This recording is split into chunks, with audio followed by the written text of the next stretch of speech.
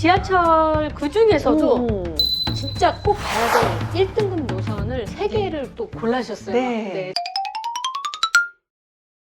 2호선이 좋은 건 알고 계실 거예요. 이제 환승 게이트라고 해도 무방할 정도로 51개의 역 중에 거의 30개의 역이 다 환승이에요. 그러니까 경기도로부터 있는 각각의 사람들을 2호선으로 데리고 와서 일자리가 있는 곳에 내려주는 거죠.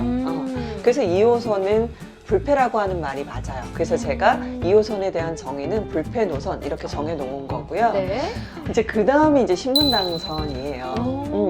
신분당선은 조금 이제 노선만으로 얘기를 잘 안 하시는 분들이 많은데, 왜냐하면 최근에 모든 부동산의 아마 핵심은 GTX일 것 같아요. GTX는 말 그대로 서울 도심지로부터 경기도 권역에 있는 사람들을 30분 이내로 데려다 놓는 거거든요. 네. 자, 그러면 30분이라는 얘기는 서울권으로 만들어 놨다는 얘기예요. 경기도를. 이제 뭐 확장됐다. 그렇죠. 이제 수도권 외곽 지역이 아니라 확장이라고 말씀하셨어요. 네, 그래서 이제는 경기도라는 말을 빼고 그냥 서울의 확장이라고 표현을 하는 게 맞을 준서울. 거예요. 네.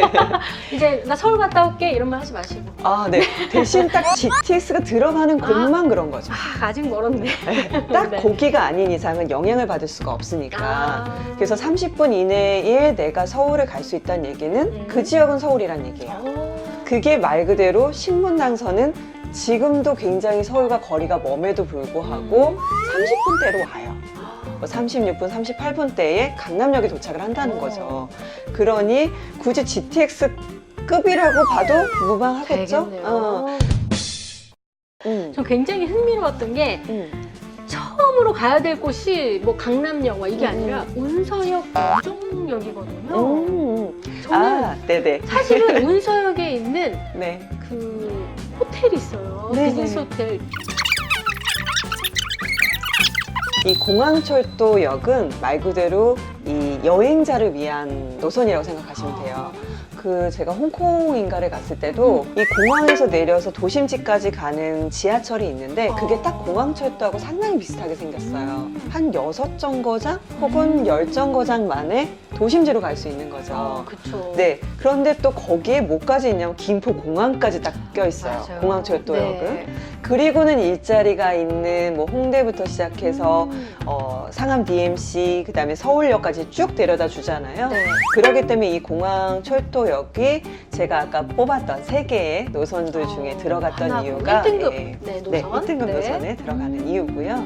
공항철도라고 하는 노선의 성격이 그렇게 되면 당연히 운서역이라고 하는 곳은 그런 거가 발달할 수밖에 없겠구나 하고 보는 거죠. 저는 그 부자근육 트레이너 백승혜라고 이제 닉네임을 달고 네네. 다니잖아요. 말 그대로 어디가 떠요 라는 것보단 그 부동산 공부를 어떻게 해야 되죠? 하고 되게 막막해 하시는 분들이 많아요. 그래서 이 책은 그걸 공부하실 수 있게끔 아주 찬찬히 만들어 드리는 책인 거고요. 네. 뒤에 이젠 그러면 내가 한번 바깥으로 나가서 직접 지하철을 가볼까? 라고 하는 거를 그럼 어디를 가야 되죠? 라고 하는 것에 대한 답이라고 생각하시면 될 것 같아요.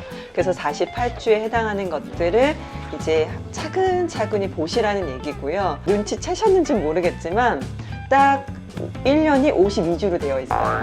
네. 그래서 뭐 구정이랑 뭐 이런 거 조금 빼고 휴가 가야 되는 거 빼고 나면 네. 딱 1년이에요. 근데 대부분의 분들이 또 1년 그러면 뜨악 하세요. 1년 어떡해. 당장 좀 그냥 오를 만한 것만 알려주시면 안 돼요? 라고 얘기하시는 분들도 있어요.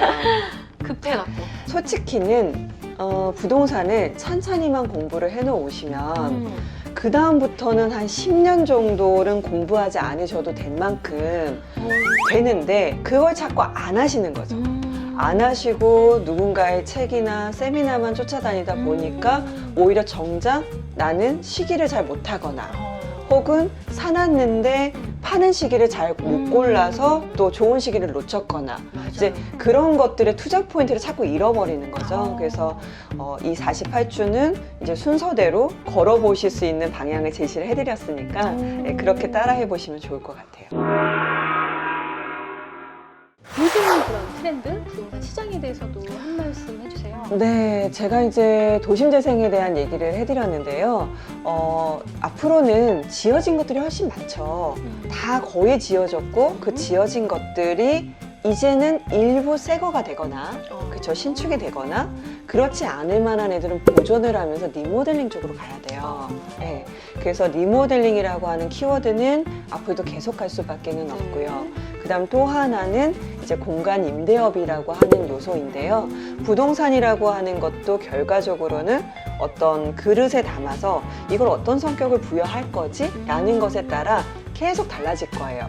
그래서 뭐 게스트하우스가 뜨기도 하고 쉐어하우스가 뜨기도 하고 비즈니스 센터가 뜨기도 하고 뭐 혹은 공유 주방이 뜨기도 하고 뭐 이렇게 이슈들은 계속 바뀌면서 간다는 거죠. 공유라고 하는 단어에서 오히려 아까 제가 얘기 드렸던 공간 임대업, 그러니까 공간을 가지고 수익을 내는 것, 이게 이제 계속 화두가 될 수밖에 없을 것 같습니다. 그럼 네. 어떤 공간이냐, 어디에 사람들이 많이 이용할 거냐, 그거는 힌트는 다 여기 네, 지하철에. 그러니까 결과적으로는 그런 이제 밥이냐 국이냐 스프냐는 컨텐츠, 그러니까 말 그대로 이 트렌드인 거고요. 네. 그 트렌드를 담아낼 건 여전히 그릇인 부동산이라는 거죠. 그렇죠. 그런데 이 부동산이 말 그대로 강남에 있는 부동산이냐 아니면 저기 마두역에 있는 부동산이냐 네. 그거에 따라 강남은 당연히 사람들이 일자리 때문에 오는 곳이니까 그에 맞는 성격을 담아야 되는 거고요. 네. 마드처럼 3호선인데 그냥 주거 성격이 있는 곳이면 그에 맞는 걸 담아야 되는 거고요. 그래서 결과적으로는 부동산이 어디에 놓여 있는지, 그래서 그 바탕인 지역과 지하철 요소를 파악을 하고 그 위에 수익을 극대화해 줄 수 있는 컨텐츠를 얹히자라는 거죠. 네. 이거 요즘 뜨는 거니까 뭐 여기다가 쉐어하우스 하면 될 거야. 뭐 이제 그런 방식이 아니라 그 지하철. 네, 그러니까 그 그거를 지역의 모두 성격. 다 파악을 해놓고 거기에 어떤 역, 그런데 거기에 어떤 성격을 넣어야 돼 이렇게. 그래서 앞으로의 부동산은 과거처럼 우리 부모님 세대처럼 사기만 하면 올랐던 시대는 아니기 때문에 좀 더 복잡해졌고 이런 요소들을 다 공부를 해야 되는 시대가 좀 됐죠. 네. 맞아요. 점점 치열해지고 네. 세상은 빠르게 변하고. 네. 그래도 결론은 부동산인 것 같아요. 네, 그래서 만약에 제가 다시 돌아가서 백승해보고 너 뭐 할래? 라고 하면 저는 그래도 다시 부동산 공부를 할 것 같아요. 부동산 공부. 경매 시대가 뭐 왔다 뭐 이런 말도 있는데 아직도 온 거 아닌가요? 원래는 왔어야 돼요. 왔어야 되는데 네. 이번 정부의 어떤 정책들 때문에 좀 딜레이가 되고 있죠. 그래서 원래는 제가 2019년도 하반기 거의 8월, 9월 달부터는 경매 물건이 늘어날 겁니다라고 제가 작년과 올해 초부터 얘기를 드렸는데 경매 물건이 늘어났다가 다 취하가 되거나 변경이 됐거나 변경되지 않은 애들은 굉장히 높은 금액으로 낙찰이 되고 있어요. 그러니까 약간 딜레이가 되는 느낌이에요. 그래서 오히려 내년부터는 그래도 견딜 수 없는 사람들과 실물 경기가 꺾이고 있는 요소들이 이제 반영이 돼서 경매장이 이제 스타팅이 된다라고 보시면 될 것 같아요. 경매도 미리 공부해 놓으면 네, 정말 좋습니다. 좋은 거죠. 네. 뭐 이게 뭐 사람에 따라 다르겠지만 어느 정도 있으면 이제 뭐 투자를 할 수 있거나 금액이요. 네. 좀 내년에 한번 뭐 한번 해볼까 이렇게 할 수 있는 요즘 시세는 또 어떨지 좀 궁금해요. 지금 현 정부는 대출 규제를 많이 했죠.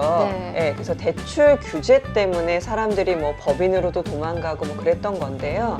여전히 소액으로 투자하기엔 좀 좋지 않은 시장이에요. 그래서 올해까지는 뭔가를 투자하시기엔 좋은 시기는 아니고 내년부터 경매로 뭔가를 저렴하게 디스카운트해서 사시는 정도? 그 다음 소액이라고 하시면 당연히 경기권을 보실 수밖에 없어요. 경기권. 네. 그래서 소액 투자자들이 경기권에 있는 물건들을 위주로 해서 뭐 경매가 됐던 뭐 갭 투자가 한번 지나갔다고 얘기하지만 항상 살아있는 건 갭이에요. 네. 저희 굉장히 오래된 부모님 세대부터 있었던 투자가 갭 투자예요. 근데 그거를 마치 올해는 갭이야 이런 식으로 해서 그거를 트렌드화만 시키지 않는다고만 하면 커다란 위험은 없어요. 그래서 가능한 지역에 여전히 갭 투자는 할 수밖에 없는 상황. 네, 왜냐하면 대출이 되지 않기 때문에요. 전세를 끼고 살 수밖에 없는 요소가 들어가고요. 네. 대신 그 갭 투자를 하실 때 당연히 지하철이 들어가지 않는 지역만 투자하시면 안 되겠습니다.